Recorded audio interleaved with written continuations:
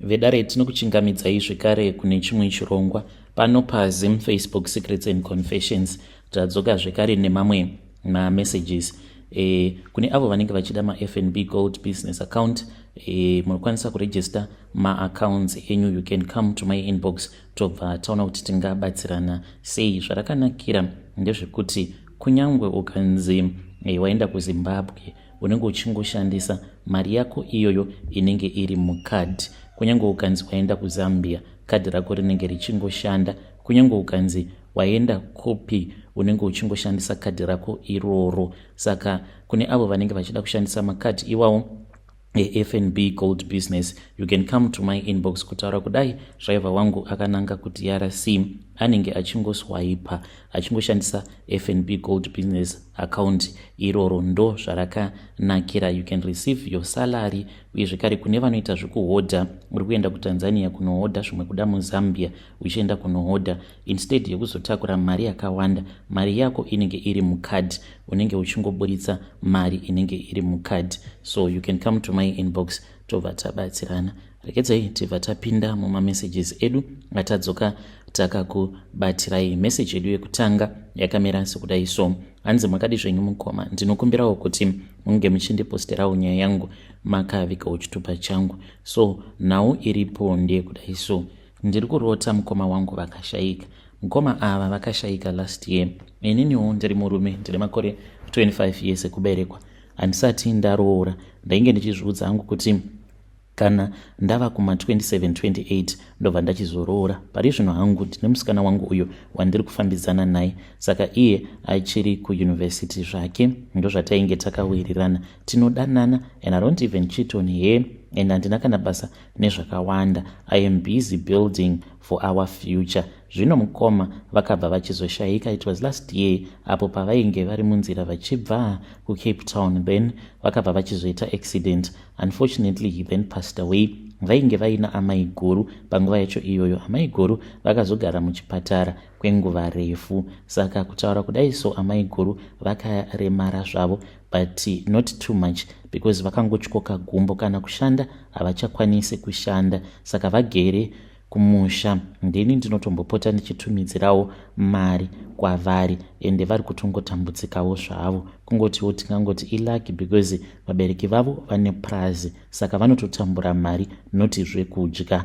So mukoma nashe ndakazotanga kurota mukoma wangu. Ndakatanga kuvarota soon after vashayika. Amai guru pavainge vachiri muchipatara ndaivarota mukoma vachifamba neni. Taiti tikati fambei vaizondipa ring, iri wedding ring yavo, ende vakatovigwa vainayo ring iyoyo. Saka vaibva vandipa. Ndaibva ndavabvunza kuti ko mukoma, ko ring yamuri kundipa muri kuda kuti ndige ndichiita sei nayo? Saka ndaibva ndazotongoona kuti kumberi kwedu kunenge kwakamira amai guru, then vaingonongedzera kwavari amai guru, then ndobva ndatopepuka paya. Saka hope idzi ndakangoramba ndichingodzirota chete until paChristmas. Hope idzodzo mukoma ndaidzirota every day. Wakazoti uri musi wa18 ndo pandakavarota. Vakabva vanditi enda kuvana vangu, enda kakuvana vangu.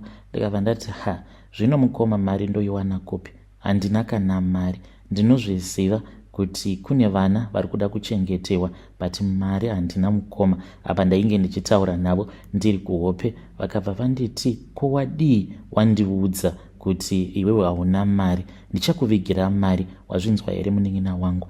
Then wakazoti uri musi wa20 ndo pandakavarota vachinditi enda kumazowe, enda unotaura nanhingi uchaita mari. Ndakaenda kumazowe. Iniwo ndo basa randinoitawo pano nepapo. Kana zvinhu zvakasunga ndinopota ndichienda ndichinokorokoza. Ndakati ndaenda kuya 2021 mukoma ndakabata imwe mari yekuti ndakashamisika ndikasvika pakutenga motikari nemari iyoyo yandakabata, but ndakatovarota mukoma vachitondiudza kuti enda unotaura nanhingi ende munhu iyeye ndiye achaita kuti uite mari. Ende zvechokwadi ndo zvakaitika. Kunosvika musi wa24 ndainge ndiine mari yainge yakawanda. Ndakatenga motikari, wainge uri musi weChristmas makuseni, ndobva ndakatenga motikari.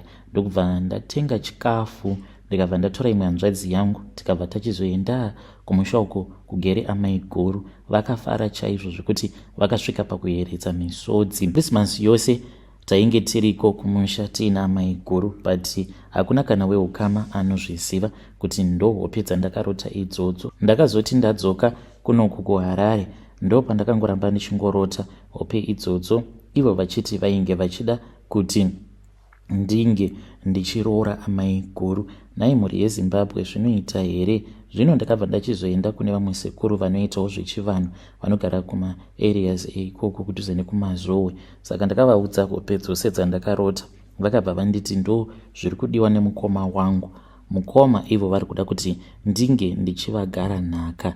Zvino handizivi kuti ndoita sei, because I don't love her.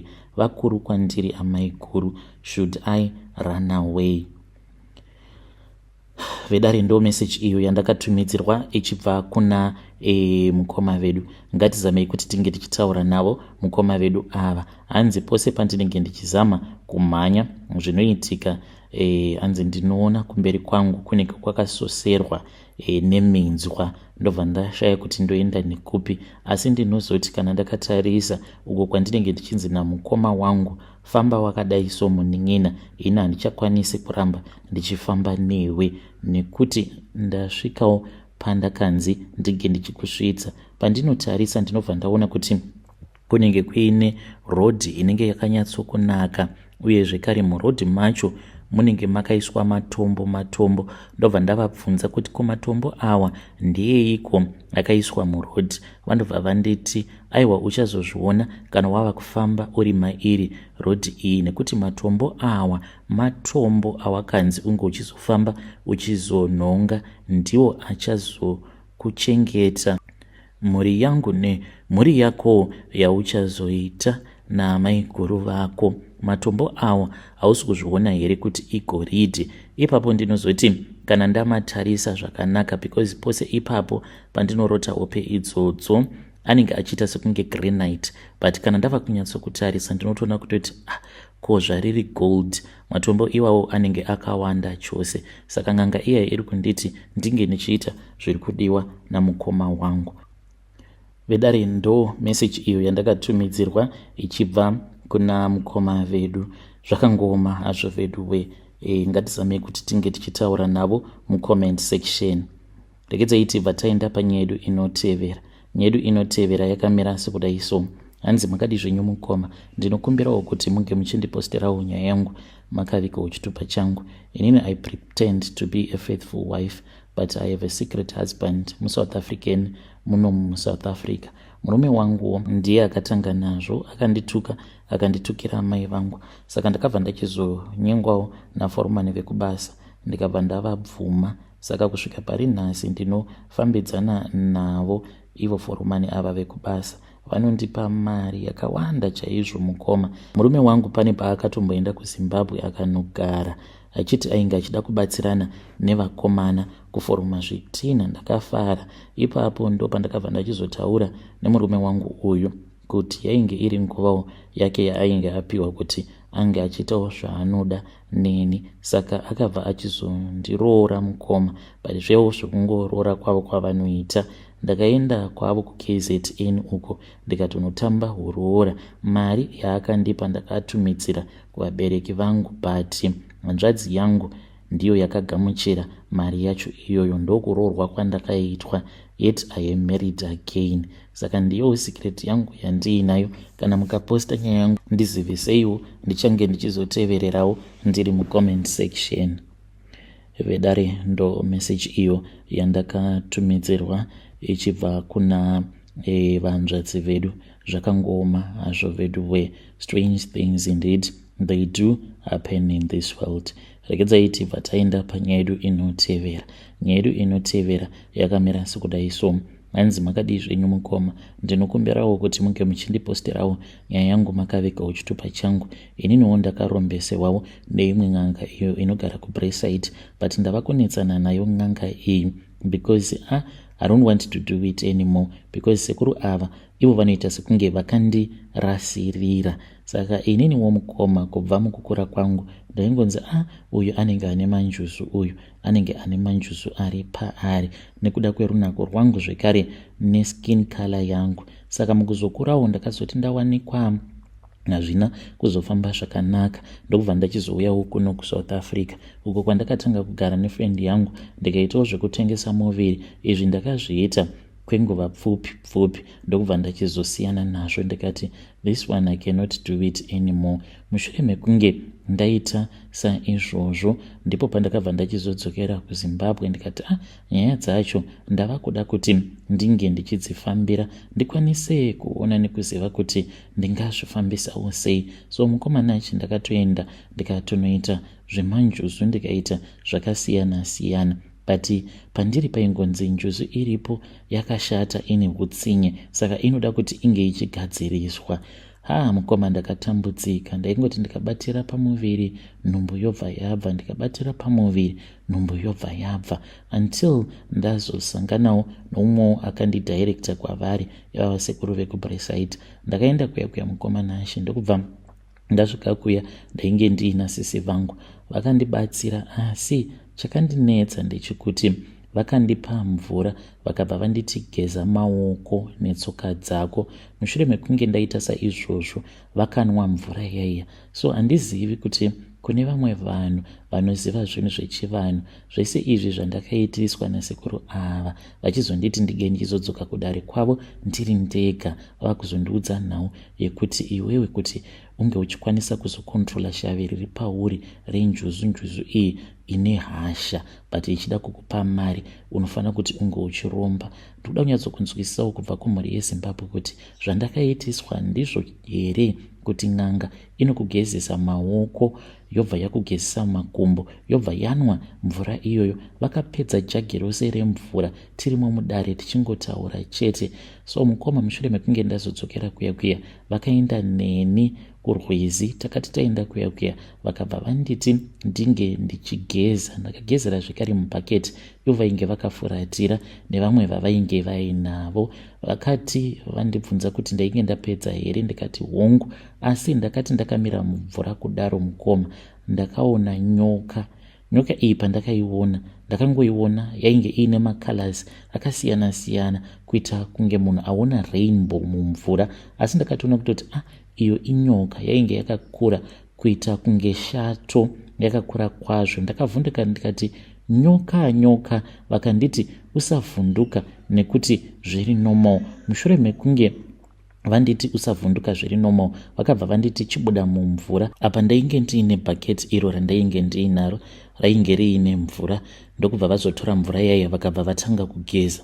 But vachigeza manje ivo havana kugeza vari mumvura, vaita sekunge vari kutya here kupinda mumvura macho. Vapedza kuita saizvozvo vakandipa bhaketi iro rainge riine mvura yainge yasara. Vakabva vanditi chienda unoidira mumvura. Saka ndainge ndiine umwe mucheka uyo wandainge ndakasotengeswawo neumwewo akambondibatsira pandainge ndichiri kuSouth Africa. Saka mucheka iwoyo vakasara nawo, mucheka uri mucheka weretso. Saka kutaura kudai so tiri pakati pekunetsana because ndine maproblems andiri kusangana nawo, ende ndine imwe hanzvadzi yangu uyo akabva mukushayikirwa nemwana wake. Saka zvakaitika ipapo mukoma ndakarota ndichifamba ndiri musango.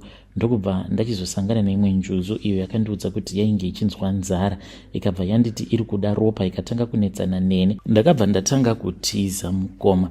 Saka ndakabva ndazosangana nehanzvadzi yangu uye zvekare ainge aine mwana wake wekufa. Asi chakandinetsa ndechekuti ndakabva ndazopanduka. Akabva anditi ko iwe chii chiri kuitika kwauri? Ndokubva ndashanduka ndikaita njuzu. Ndainge ndakabata bvumo ndokubva ndachizobaya mwana wake uyawe. Mwana uyu akafa mukomanashi. Saka mwana zvekare uyu ndingogara ndichingomurota uye zvekare ndakamuona patika 1 nerimwe zuva ndakatoti ndichibvawo hangu kumashops kwainge kuchipisa musi wacho iwoyo. Ndakangoti ndichingonovhura dhoo ndichipinda mumba ndakamuona ainge akagara pasi ndokubva anyangarika. Saka zvose izvi mukoma zvichiitika ndaivaudza sekuru ivavo vekuBraeside kuti ndo zviri kuitika, saka ndoita sei? Vakabva vanditi ndichazokuudza kuti unofanira kuti unge uchiita sei. Saka ndakaramba ndichingovanetsa. Vakazongonditi iwewo shamari uri kunyanya kundipa pressure. Handitika ndiwe wega wakauya pamba pangu, handina kana kumbogara ndakakutsvaka, asi ndiwe wakanditsvaka. Saka usandipa pressure. Ndo mashoko avo ekupedzisira avakandiudza. handichaziviwo kuti ndikaitawo sei, ndobatsirikana sei kana iri semari. Mari iri kuita kutsvedza, ende pane pamwe pavakambondituka vakanditi unofungidzira kuti wakangwara, ende vakangondituka for no reason. Musi wacho iwoyo handina kana kumbogara ndakataura navo, ndikabva ndangoti zviri nani kuti ndinge ndichinyarara. Saka ndakatongoshamisikawo vanditumidzira message, ndikatofara ndikati zvimwe kuda message iyi pane zvavari kuda kundiudza kuti ndinofanira kuti ndinge ndichiita zvakati nezvakati, sezvo vakanditi nekufamba kwenguva ndichaita kuti unge uchizoita mari, even though pari zvino uchisangana nemaproblems. Yainge iri audio. Ndakati ndakateerera audio yaiya mukoma, handina kufara nazvo, ndakabatikana, handidi kukunyeperai. Ivo vakati kwandiri, mari ichakutsvedza, ende mari kana ukaibata uchaita sekunge usina kana sendi, kunyange ukanzi wabata mari yakawanda sei. Vakangondituka for no reason at all. Iniwo panguva yacho handina kana kumbofunga nezvazvo kuti ndinofanira kuti ndinge ndichiforwarda mamessages kune imwe foni so that ndinge ndichizochengeta evidence, but vakatondituka nezvinyadzi, ende chokwadi ndo zviri kuitika. Ndaimbova munhu ainge aine lucky. Ndaiti either kana ndikashaya mari ndaikwanisa kungotanga kudanana nemurume anenge achindinzwisisa maproblems angu achindibatsira, but iko zvinozvi zvinhu zvakaita kuoma mukoma, handizivi kuti ndoita sei. Apa futi vakandirombesa, chandiinacho handina. Vedare ndo message iyo yandatumidzirwa ichibva kuna vanzvadzi vedu. Ngatizamei kuti tinge tichitaura navo vanzvadzi vedu ava mucomment section. Zvakangooma hazvo vedu we.